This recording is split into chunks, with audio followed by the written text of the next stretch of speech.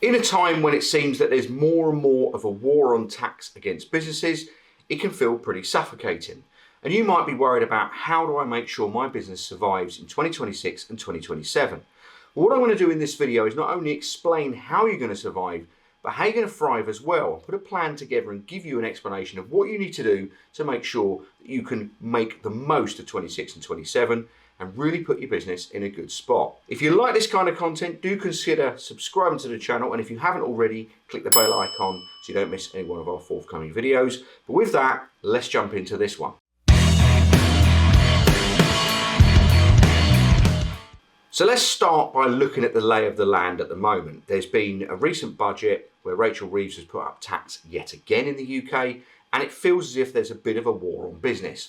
It doesn't feel like a very entrepreneurial friendly environment. It feels as if businesses are playing a constant game of cat and mouse with the government. The government keep putting up taxes and costs for businesses, business rates. There's even dividend tax now. EVs, taxes are going to be increasing in the future as well. Minimum wage has gone up. It's one thing after another. So how do you sit there and be able to navigate this? Well, the first reality, whether you've got a product or a services-based business, is to accept what's going on. The government have got an awful lot of interest debt. That isn't going away. And the first place they're going to be looking is who's got the money that's taxable income that we can get from those people. And unfortunately, that's going to be businesses. They've taxed the working person up the yin-yang, and there isn't that much left from them. Now, we can start getting into politics and looking at wealth taxes, but I'll leave that to Gary Stevenson. For this channel, what we want to focus on is businesses and what you need to be able to do. So what I'm going to go through is a fairly simple kind of setup of the things that you probably won't all see if you just searched up AI, which will give you the generic answers. This is going to be the stuff from the real world of what you actually need to do if you want your business to not only thrive, but survive in 26 and 27. And what we're going to go through is 3 areas that you need to concentrate on. So the first thing you're going to need to do is reduce costs. Okay, so this sounds fairly simple, but how do you go about it in the simplest possible way? Well, the first thing, and this is pretty brutal, and it was something that was made pretty famous by Neutron Jack, who was in charge of GE in the 80s. Jack Welch, if you haven't read about him, he was a very successful but very notorious kind of chief executive of General Electric in the 80s, that at the time were the biggest company in the world. And what he did every single year was he would fire the bottom performing 10% of workers across the business, every single year without fail. So if you were one of the top bottom 10% of performers in that company, your job would be gone. Now, it sounds really, really brutal, but if you've got a business and you want to survive, you have to look at it like, look, I'm making a case here to protect everyone in the business, not just me personally, but the business as a whole. If you allow the bottom 10% of performers to remain in your business and it drags your bottom line down, meaning that everyone is at risk in the business, then that's a bad idea. You'd be better off going, right, cull the weak, if you like, and make sure that you gear your business up to have the best chance of survival. And that's exactly the first thing I would say is reducing costs. So identify who your bottom 10% of performers are. If you don't know, you should have KPI metrics in there. I know that companies these days talk about we don't like KPIs. You need to have KPIs. You need to know what is going on in your business. Revenue generation per person. You need to look at performance figures comparatively. Who makes the biggest level of revenue or the best target or the best performances in each department of what you have. Identify your bottom 10% performers, put them on a performance review and look to out them from the business. From April 2020, they will be changing this. If you want to watch a video on how the employee rights are going to work and what the plans on changing that are, we've got a previous video on it. I'll put the link up there if you want to catch that one. The next thing you want to be doing is automating or outsourcing tasks that your business has that are either costly or that you can outsource for a cheaper amount than the UK. With minimum wages now going up for a full-time worker at like, what, 26.5 grand for 40 hours? If you can automate certain tasks, you don't want to be paying someone 26.5 grand. I know the government are talking about want to put the wages up to help the workers. Putting the wages up just makes it unviable for companies to employ those people. And I know there's a cost of living crisis and price of property is expensive, price of energy. But the government have allowed the price of property to be absolutely ridiculous, and the price of energy to be ridiculous, and the price of foods and goods to be ridiculous, by allowing things like Brexit and all this kind of stuff. And we can get into the politics of it, but let's just focus and stick to the facts of it. If you have people doing jobs in your business that is financially unviable or is a loss to your business just for a necessary evil, they need to be automated, those roles, or they need to be outsourced. You also want to look to streamline your product or service offering down to the things that actually make the money. If you've got products or services that you're offering and you might have offered them for a while and you have a small, nice customer base that might buy them, but it represents not a growing market share, and it might be like 1 or 2% of your revenue, but actually when you break it down, it doesn't really make you much profit, you need to probably be cutting those tasks. If any energy that you're putting in or resources you're putting into things that aren't maximizing and making your business money, then you probably want to look to remove those and replace the time and effort put into those tasks onto things that are going to make a lot of money for you, or your most profitable areas of your business. So all of the products and services, look at everything you're offering in your business, break them all down, understand the numbers and metrics of what makes you money, what doesn't make you money, and then look to reduce the ones that are the least profitable or the ones that might also be loss makers, and then look to basically either cull the people who do those jobs or the equipment and services you need to provide those jobs completely if you can't put them into other areas, or reassign workforce and efforts and resources in the areas that actually are growth that could make you a good bit of money. The final bit about reducing cost to your business will be about negotiation. If you have suppliers that are, let's say, vulnerable, i.e. if you cut them tomorrow or you didn't want to work with them or you reduce the costs overnight, it's not going to have an impact on your credit score, your reputation, or your staff, your reputation to you, then I'd look at playing hardball with those people. If you need them, but they're at risk and they could lose your contract or anything, I'd be straight on the phone to them. I'd say, look, here's the reality. We don't have, a lot of money basically to invest in certain things. We'd like you, but we don't need you. If you want this to be viable, we need a cut on costs and we need to renegotiate now. If not, then I'll tell you what we're going to do. We're going to be looking to doing any business with you. I look to move on to other suppliers that are cheaper. It sounds brutal, it sounds harsh, but trust me, it could save you a lot of money very quickly. And you've got to look to reduce costs where and when you can. Even if that means being a bit of a so-and-so, a difficult so-and-so if you like, you need to. On to the second part of the plan is increasing your revenue. So you need to be looking at, what can I do to make more money? So the easiest way to do this isn't to go out and have some radical idea on new product or selection. They're probably things that are right under your nose that are staring you in the face. So what you want to do is understand the product or the services range that your company offers, and identify and understand what ones are the most profitable, but also the most scalable individual niches, if you like, of it. So if you've got areas of your business that you look at and there is a growth market for it, there is a demand that you haven't tapped into, or that you can bring your that product or service to a market that perhaps hasn't seen it before, but you actually, it's not going to cost you that much. It's just a matter of targeting that market and putting in the effort to try and get some customers on in that market, then that's what you need to be doing. So if you see a particular product or service where, and the signs are pretty simple, some of your competitors might be delving into a new market of what they're doing with the same product or service, but just offering it to a new marketplace, then you want to follow suit.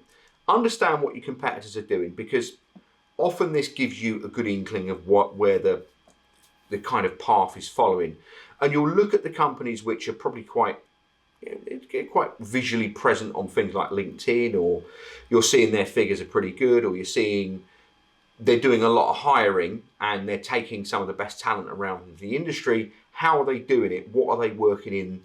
And you're following the money. The next thing I would say on increasing revenue would be to look at customers that perhaps there's a good marketplace with them, but they've got, let's say, some long-term deals tied in with other people, or they have a very good relationship with their existing suppliers, and they're kind of politely looking at it going, we don't want to work with you. Well, money talks. And if you're in the position where you can strike a deal with them where you say, look, if you do these orders from us, or if you were to look at these services from us, I'll tell you what, we'll do a ridiculously cheap discount initially if you agree to take X product or agree to sign up to us for a longer term. So you're not just offering them a cheap deal and then in the hope that they're going to come back naively and think, oh, because I've offered them a cheap deal, they'll come back to me. You're getting something back for it. If ever you negotiate anything and you come down on your price, you're always looking to have something back from it that's probably more of a long-term viewpoint. If you can identify larger customers that have demand or needs for multiple areas of the services or products you survive, they're the key customers that you want to be doing this kind of tactic in. Because even though you might not necessarily make a load of money from them initially, if it's a product or service that you have, even if you're just breaking even on it, but it gets you in there for the long game and you've got scalable interest, you can basically get in inch wide, mile deep in that niche, and then you can expand. We call it land and expand in the industry, and that's what you kind of want to be doing. But it's about identifying who those cash cow customers are and finding ways to get in there. And it's not just also about trying to offer a product deal.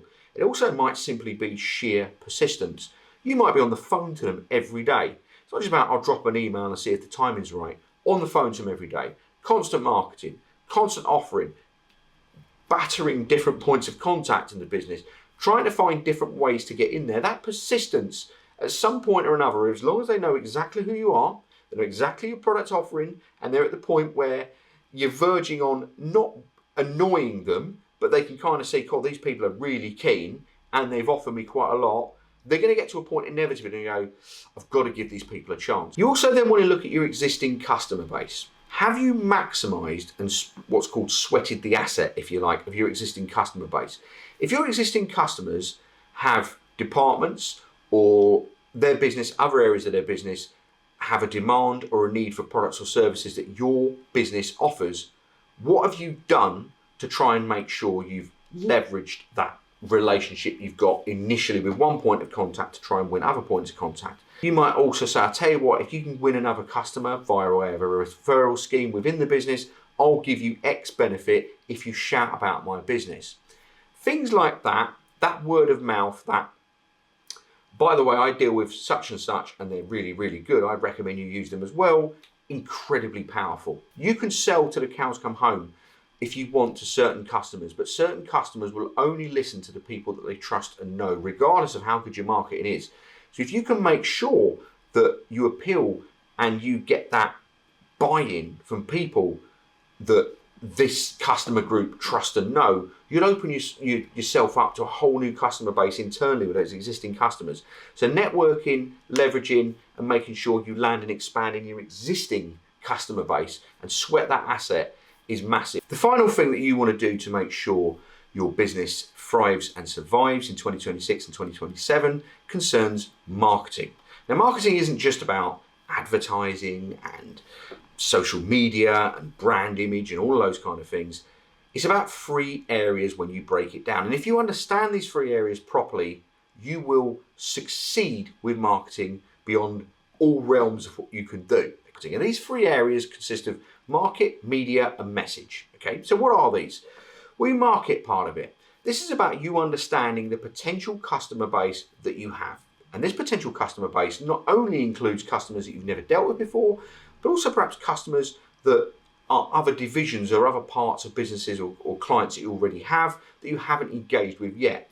And what you want to do with that market is understand who has the money, who has the demand for products that you offer or services that you offer, and what are their plans. And you want to know everything about them. So if you think of it in the simplest term, when people go on the internet and you've heard of cookies and things like that, what they'll do is they'll track all of the data spend, all of the money, the money where you spend your money, what you spend it on, what sites you visit, your customer behavior, all that kind of stuff, that data. They call it big data in the industry, and that data there is going to help you understand who has the money and who buys the kind of products or services that you offer. And that's really what you're looking for. Who buys what you sell? And if you can identify that marketplace, you can have a look and go, right, what areas spend the most money on what we want? What type of customers should we be aiming for in there? And you're understanding the marketplace. And the more information you have about that, you can start to narrow down an actual plan of where you're going to target. Because the reality of it is you cannot unless you're mega bucks business, you can't go out of a multi-pronged attack and attack everyone. You probably need to focus on one particular market first of all, get into that market, land and expand, maximize it, and then once you've done that, then you reinvest the profits you made from that to find your next niche, get into that, land and expand, and replicate that moving forward. So media part of it, and this is pretty simple if you look at it as in, where are the eyes looking? Are they on social media? If they're on social media, what do they watch? Not just the type of content, but also the, whether it's TikTok, whether it's LinkedIn, do they listen to radio ads?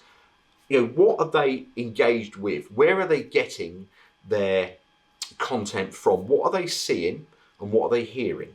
Okay, if you can identify those areas, then you make sure the type of media that you're putting your efforts into is then going to translate to the exact audience that you want.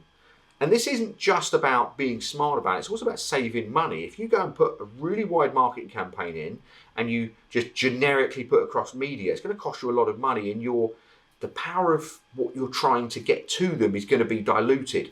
Which brings us on to the third part of it, the message. What is it that these people listen to? What are they influenced by? How do they communicate? What are they into? What kind of things that they feel comfortable with? Most people, when they buy something, it's because they feel comfortable with it. It's either comfortable because they've been used to it before, or because their friends or people they trust or people they're influenced by would use the same thing. If they feel comfortable with it, and this is the whole element of fashion and how that works, then they're more likely to engage with it if they haven't used it before. Are they someone who aligns themselves with a particular brand? If you can align yourself with the values of that brand, they might feel more comfortable with you. If you can align yourselves with the type of message that they like to hear, or you've identified that they buy this kind of product, or they engage and buy, this is their buying behavior previously, if you can replicate that in the message that you come across to them, they're more likely to give you a go and try to buy your products. So it's about getting a synergy between these three areas. So I think that pretty much sums up the video. Hopefully this gives you a real insight of what you need to do to thrive and survive in 2026 and 2027. So if you do think, well, this was helpful, make sure to share the video if you can with anyone you know. Make sure you like the video because that gets our videos out there, and make sure you subscribe for more content in the future.